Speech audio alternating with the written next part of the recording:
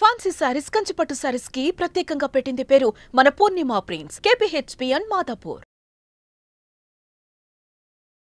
నమస్కారం. కార్తీక పురాణం 19వ రోజు పారాయణలోకి వచ్చాం. నారద మహర్షి పృథుభూపాలుడికి కార్తీక వ్రత నియమాలను గురించి చెప్తున్నాడు. అయితే పురాణంలో ఎన్నో రకాల నియమాలు చెప్తారండి. కార్తీక వ్రతం ఆచరించేవాడు ఏం చేయాలి, ఏం చేయకూడదు, ఏం తినాలి, ఏం తినకూడదు, ఎక్కడికి వెళ్ళొచ్చు, ఎక్కడికి వెళ్ళకూడదు, ఎట్లా ప్రవర్తించాలనేది పురాణవీతమైనదైతే చాలా విశేషమైనదండి. జన్మానికో శివరాత్రిలాగా మన జీవితానికి ఒక్క సంవత్సరం చేయగలిగితే చాలా ఎక్కువ. కానీ ఈ కాలంలో మనం కొన్ని తరాలుగా ఇది ఎప్పటి సంగతి వింటున్నాం మనం? కార్తీక పురాణము వ్యాసభగవానుడు రాసింది స్కాంద పురాణ అంతర్గతం కదా. పద్మపురాణంలో ఇది పౌర్ణమి తర్వాత పద్మపురాణంలో ఇది చెప్పుకుంటున్నాం అనుకోండి. స్కాంద పురాణము పద్మపురాణము రెండు కూడా వ్యాస మహర్షి వ్యాసప్రోక్తాలు కదా, వారు రచించినవి. అయితే ఈ కాలంలో కలియుగంలో మనం వచ్చిన చివరి అధ్యాయం అంటే కలియుగపు చివరి భాగంలోకి వచ్చేసాం కదా. ఇప్పుడు వ్రతం అంటే కార్తీక వ్రతం అంటే వీలైతే నెలంతా పగలు ఉపవాసం ఉండి రాత్రి భోజనం చేయగలగటం. ఈ సందట్లో మనం చెప్పులు వేసుకోకూడదు అంటే కుదరదు, చెప్పులు వేసుకోవాల్సిందే. ప్రతిరోజు మనం నదీ స్నానం చేయాలంటే సాగకపోవచ్చు మనకి. తర్వాత ఇంకా ప్రయాణాలు చేయకూడదు, కుదరకపోవచ్చు. ఆఫీసు ఉద్యోగాలు ఉన్నవాళ్ళు కార్తీక వ్రతం ఉన్నప్పటికీ, కార్తీక మాసంలోనే ఉన్నప్పటికీ ఏ మీటింగులకో ఎక్కడికో క్యాంపుకో దేనికో వెళ్ళవలసే వస్తుంది ఎంతో కొంత. మన జీవన గమనానికి పూర్తిగా యాప్ట్గా కరెక్ట్గా సరిపోయేదైతే ఇది కాదు. ఇందులో నుంచి కొన్ని సూక్ష్మ రూపంగా కొన్ని విధానాలు మనం తీసుకుని పాటిస్తున్నాం. సోమవారాలు ఉపవాసం ఉంటాం, పగలు ఉపవాసం ఉండి రాత్రి భోజనం చేస్తాము. తర్వాత ఏకాదశులు ఉపవసిస్తాము. కొన్ని చోట్ల ప్రాంతాల వారీగా అవకాశం ఉన్నవాళ్ళు రాత్రిపూట జాగరణ కూడా చేసే అవకాశం ఉంటుంది. ఉద్యోగం ఉన్నవాళ్ళు, ఉండలేని వాళ్ళు జాగరణ ఎక్కడ చేస్తారు? జాగారాలు లేవు, తగ్గించుకున్నాము. చేస్తున్నారు కొంతమంది, తగ్గించేసుకున్నాము. మర్నాడు ఖచ్చితంగా ద్వాదశి నాడు బ్రాహ్మణ భోజనం, ఎవరికైనా బ్రాహ్మణుడికి భోజనం పెట్టే భోజనం చేయాలి. అది సాధారణంగా కుదరదు, వెతుక్కోవాలి. ఇవన్నీ సమస్యలు కాబట్టి సూక్ష్మాంశంగా అయినా మనం కార్తీకాన్ని విడిచిపెట్టకుండా, వదిలేయకుండా చేస్తూనే ఉన్నాం. ఈ పుస్తకంలో చెప్పినట్టుగా అలాగే చేయలేకపోతున్నాము, ఇది తప్పేమో పొరపాటేమో అన్న భావజాలల్లోకి వెళ్ళబోకండి. మానేయటం కంటే చేయడం మంచిది.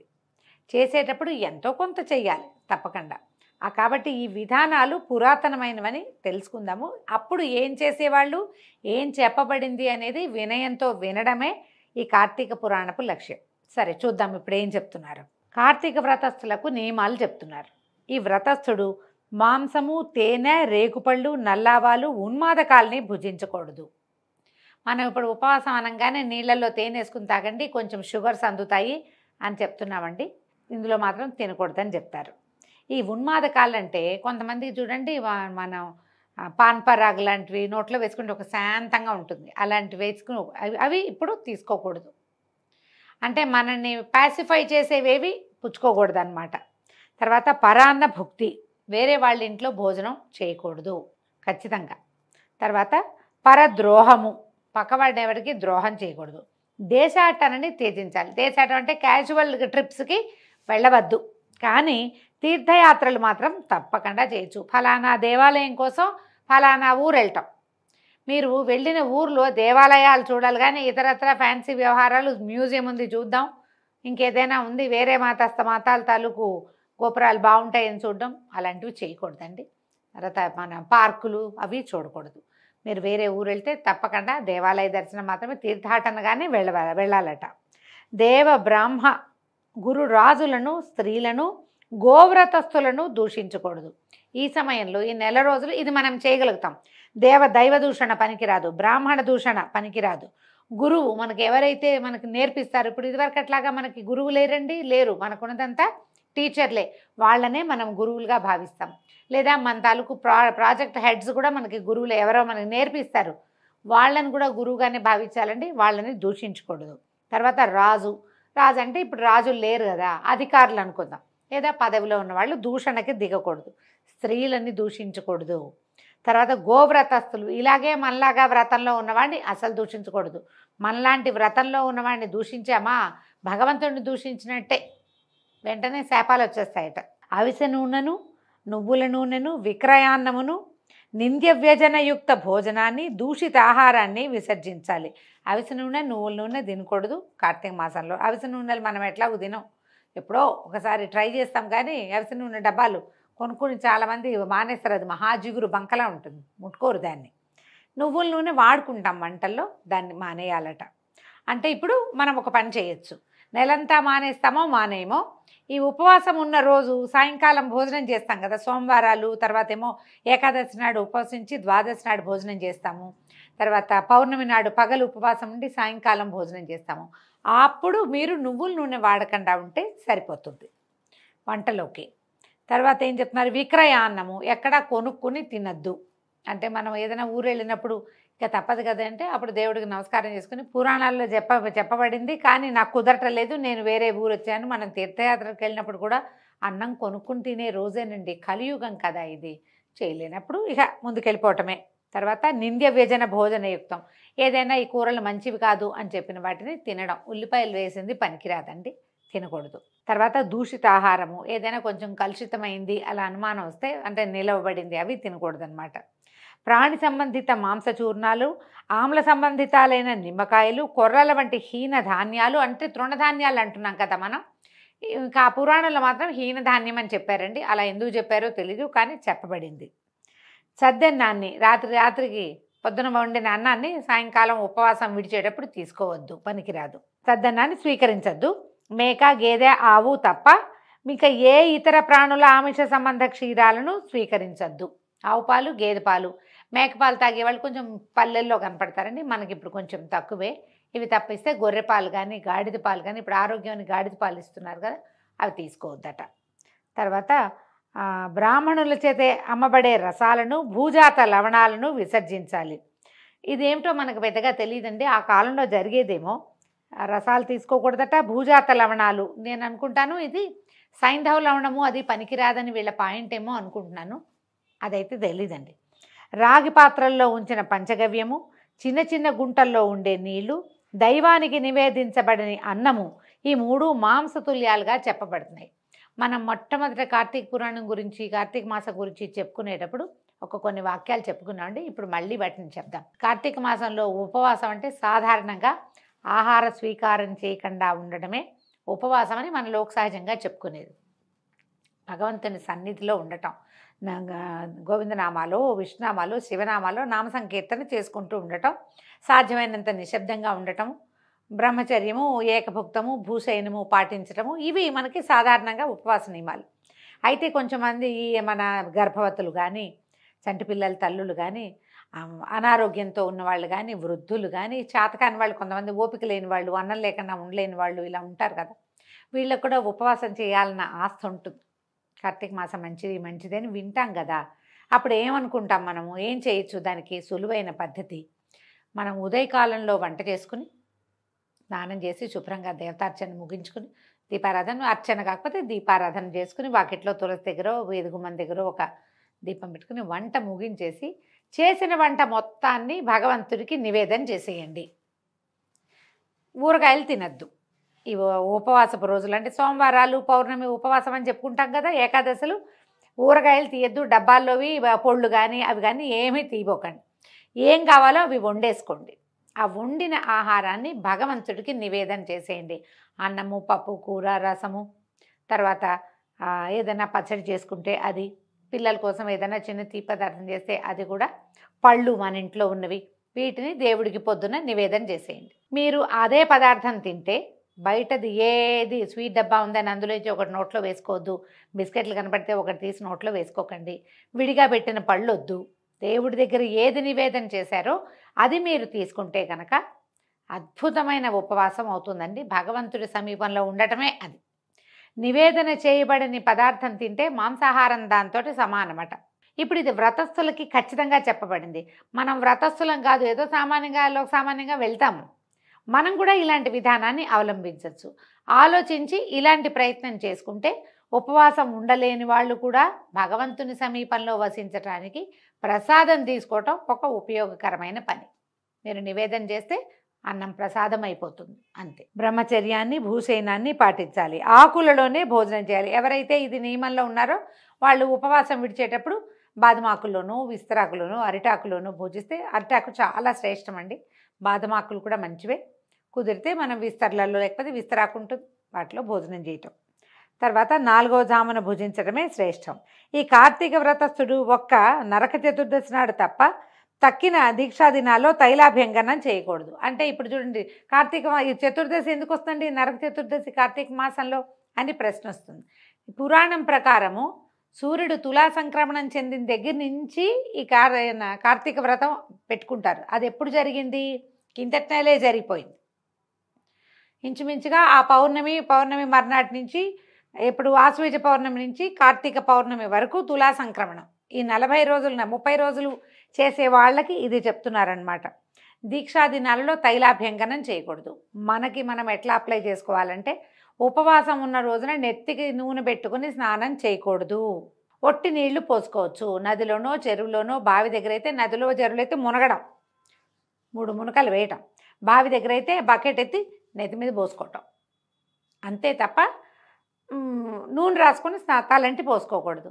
తల చాలా జిడ్డుగా ఉంటుంది. ఆఫీస్కి వెళ్ళాలి. ఎలాగండి అంటే, ఇప్పుడు మనకి అమెండ్మెంట్లు వచ్చినాయి కాబట్టి ఒట్టి తల మీదే ఒక నలకంత షాంపూవో, చిటికెడు శనగపిండో, సీకాయ పొడో వేసి తలకాయ రుద్దుకోవచ్చు. కానీ నూనె పెట్టుకుని స్నానం చేయకూడదు. ఒంటికి నూనె రాసుకొని నూనె వదిలించుకోవటం అవి ఉపవాస దినాల్లో పనికిరావు. విష్ణువ్రతం చేసేవారు వంకాయ, గుమ్మడికాయ, వాకుడుకాయ, పుచ్చకాయలను విసర్జించాలి. బహిష్టలతోనూ అంటే పీరియడ్స్లో ఉన్న వారితోనూ, మ్లేచ్చులతోనూ, వ్రతభ్రష్టులతోనూ, వేదత్యక్తులతోనూ సంభాషించకూడదు. అటువంటి వారి ఎంగిలి కానీ, కాకులు తాకిన ఆహారాన్ని కానీ, అశౌచ సంబంధిత ఆహారం అంటే ఎక్కడైనా బాగుండని చోట్ల పెట్టిన పదార్థాన్ని తీసుకోవద్దు. తన శక్తి కొలది విష్ణు ప్రీతికై కృచ్రాదులను చేయాలి. గుమ్మడి, వాకుడు, సురుగుడు, ముల్లంగి, మారేడు, ఉసిరిక, పుచ్చ, కొబ్బరికాయ, ఆనప, చేదు పొట్ల, రేగు, వంకాయ, ఉల్లి వీటిని పాడ్యమి ఆదిగా పరిత్యజించాలి. కార్తీక మాసంలో కూడా ఉసిరికాయని తినకూడదు. ఇవేగాక ఇంకా కొన్నిటిని కూడా వర్జించాలి. మరికొన్నిటిని బ్రహ్మార్పణం చేసి భుజించాలి. ఇప్పుడు మనకు అనుమానం వస్తుంది, మనం ఇప్పుడు కార్తీకంలో ఉసిరికాయ దానం చేస్తాం, ఉసిరికాయ తినాలంటారు కదండి. అంటే ఉసిరికాయ బ్రహ్మార్పణం చేసిన ఉసిరికాయ పనికొస్తుంది. అందుకని ఏం చేస్తాం, పచ్చడి చేసి స్వామికి నివేదన చేసి తీసుకోవచ్చు. కార్తీకంలో ఉసిరికాయలు కొంచెం లేతగా ఉంటాయండి, అంత ముదురుగా ఏమి ఉండవు. ఇవి మనం ఉపవాసం చేసినప్పుడు ఏకాదశి నాడు, మర్నాడు, ద్వాదశి నాడు ఉసిరికాయ తినాలి. ఈ నియమం ఉన్నవాళ్ళు బ్రహ్మార్పణం చేసి తీసుకోవచ్చు. ఈ కార్తీక మాసంలో చేసినట్లే మాఘమాసంలో కూడా ఇదే వ్రత విధానాన్ని పాటించాలట. కార్తీక వ్రతాన్ని యథావిధిగా ఆచరించే భక్తులను చూసి యమదూతలు సింహాన్ని చూసిన ఏనుగు వల్లే పారిపోతారు. 100 యజ్ఞాలు చేసిన వాడు కూడా స్వర్గాన్నే పొందుతాడు. కానీ కార్తీక వ్రతస్థుడు మాత్రం సాయుజ్యముక్తిని పొందుతాడు. అంటే విష్ణుని పూజించిన వాడు విష్ణు సాయుధ్యాన్ని, శివుని పూజించిన వాళ్ళు శివ సాయుధ్యాన్ని పొందుతారు. కాబట్టి యజ్ఞయాగాదుల కన్నా కార్తీక వ్రతం గొప్పదని తెలుసుకోవాలి. ఓ రాజా, భూలోకంలో ఉన్న పుణ్యక్షేత్రాలన్నీ కూడా కార్తీక వ్రతస్థుని శరీరం అందే ఉంటాయి. విష్ణువాజ్ఞావశవర్తులైన ఇంద్రాదులందరూ రాజుని సేవకులు కొలిచినట్లుగా ఈ వ్రతస్థుణ్ణి సేవిస్తారు. విష్ణు వ్రతాచరణ పరులు ఎక్కడ పూజింపబడుతూ ఉంటారో అక్కడి నుంచి గ్రహములు, భూత ప్రేత పిశాచాదులు పలాయన మంత్రాన్ని పఠిస్తాయి.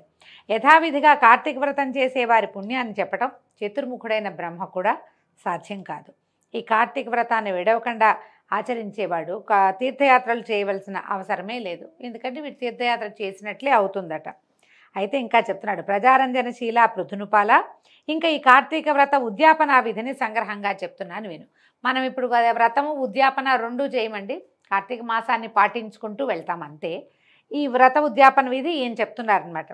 విష్ణు ప్రీతి కోసము, వ్రత సాఫల్యం కోసము కార్తీక శుద్ధ చతుర్దశి నాడు వ్రతస్థుడు ఉద్యాపన చేయాలి. అంటే శుద్ధ చతుర్దశి నాడే చేసేయాలి. అంటే ఇది మనం ముందు చెప్పుకున్నాం కదా, తులా సంక్రమణం నుంచి వృశ్చిక సంక్రమణం దాకా మాత్రమేనమాట. తులసిని స్థాపించి దాని చుట్టూ తోరణాలు కలది, 4 ద్వారాలు కలది, పుష్పవింజామర్ల చేత అలంకరింపబడింది అయినటువంటి శుభప్రదమైన మండపాన్ని ఏర్పరచాలి. 4 ద్వారాల వద్ద సుశీల, పుణ్యశీల, జయ విజయులనే 4 ద్వారపాలకులను మట్టితో ఏర్పరిచి వారిని ప్రత్యేకంగా పూజించాలి. విష్ణు ద్వారపాలకులు వీళ్ళు. తులసి మొదట్లో 4 రంగులు గల ముగ్గులతోటి సర్వతోభద్రమనే అలంకారాన్ని చేయాలి.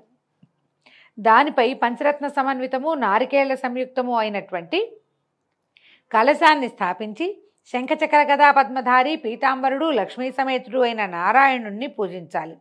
ఇంద్రాది దేవతలను ఆయా మండలాల్లో అర్చించాలి. మనం చేస్తాం కదా మండపారాధనం, అలా చెప్తారనమాట. శ్రీకృష్ణుడు ఏకాదశి వెళ్తున్న ద్వాదశి నాడు నిద్రలేచి త్రయోదశి నాడు దేవతలకు దర్శనమిచ్చి చతుర్దశి నాడు పూజనీయుడై ఉంటాడు కనుక మానవుడు ఆ రోజున నిర్మల చిత్తుడై ఉపవాసం ఉండి విష్ణు పూజను విధి విధానంగా ఆచరించాలి. గురువుల ఆజ్ఞ ప్రకారము శ్రీహరిని సువర్ణ రూపమందు ఆవాహన చేసి షోడశోపచారాలతో పూజించి పంచభక్ష్య భోజ్యాలను నివేదించాలి. గీత వాద్యాది మంగళ ధ్వనులతో ఆ రాత్రి నుండి సేవించుచు మరునాడు ప్రాతకాలము కాలకృత్యాలు నెరవేర్చుకొని నిత్యక్రియలను ఆచరించాలి. పిదప నిష్కల్మషాంతరంగుడై హోమం చేసి బ్రాహ్మణ సమారాధన చేసి యథాశక్తి దక్షిణలు ఇవ్వాలి. ఈ విధంగా వైకుంఠ చతుర్దశి నాడు ఉపవసించిన వాడు విష్ణు పూజ చేసిన వాడు తప్పక వైకుంఠాన్నే పొందుతున్నాడు. ఓ బ్రాహ్మణులారా, మీరు సంతోషించుట చేత నేను విష్ణునుగ్రహమును పొందేదనుగాక. ఈ వ్రతాచరణ వల్ల గత 7 జన్మలలోని నా పాపములు నశించుగాక, నా కోరికలు తీరునుగాక, గోత్రవృద్ధి స్థిరమగుగాక అని బ్రాహ్మణులను నానావిధ క్షమాపణలు కోరుకోవాలి. నేను ఎప్పుడైనా అపచారాలు చేసుంటే నన్ను క్షమించండి. ఈ వ్రతం వల్ల నాకు ఇలాంటి సద్గతులు మా పితరులకి నాకు కూడా కలగాలని దీవించమని బ్రాహ్మణులకి అపరాధ క్షమాపణలు చెప్పుకోవాలన్నమాట. వారి చేత తథాస్తు అని దీవించబడి దేవత ఉద్వాసనలు చెప్పేసి బంగారపు కొమ్ములతో అలంకరింపబడిన గోవుని గురువుకి దానం ఇవ్వాలి. అటు తర్వాత సజ్జనులతో కూడిన వాడే భోజనాదులు పూర్తి చేసుకోవాలి. ఇది పూర్వకాలపు విధండి. ఆ కాలంలో కార్తీక వ్రతాన్ని ఈ రకంగా ఆచరించేవాళ్ళు. అంటే సూర్యుడు తులా సంక్రమణం చెందిన దగ్గర నుంచి వృశ్చిక సంక్రమణం దాకా, మరి రవి సంక్రాంతి గురించి చెప్పుకుంటాం కదా మనం. ఈ సంక్రాంతి మధ్యంలో ఈ వ్రత విధానాన్ని ఆ కాలంలో చేసేవారట. మనం మాస విధులు నిర్వహించుకుంటున్నాం ఇప్పుడు. సంక్రమణ విధి కాకుండా మాస విధిని నిర్వర్తిస్తున్నాము. ఏదైనా విధానం ఇంచుమించుగా కాస్త దగ్గరగా ఉన్నది. కార్తీకంలో ఇతరులతో పోట్లాడకూడదు, ఎవరైనా ఉపవాసం ఉంటే వాళ్ళని ఏమీ అనకూడదు. ఇవన్నీ ఈ నియమాలు మనం ఇప్పటికీ కూడా పాటిస్తామండి. చాలా విశేషమైన సంగతులు తెలుసుకున్నాం కదా. ఈ రోజుతోటి పారాయణ సమాప్తం అయిందండి. రేపు ఉదయం 20వ రోజు పారాయణతో మళ్ళీ కలుసుకుందాం. నమస్కారం.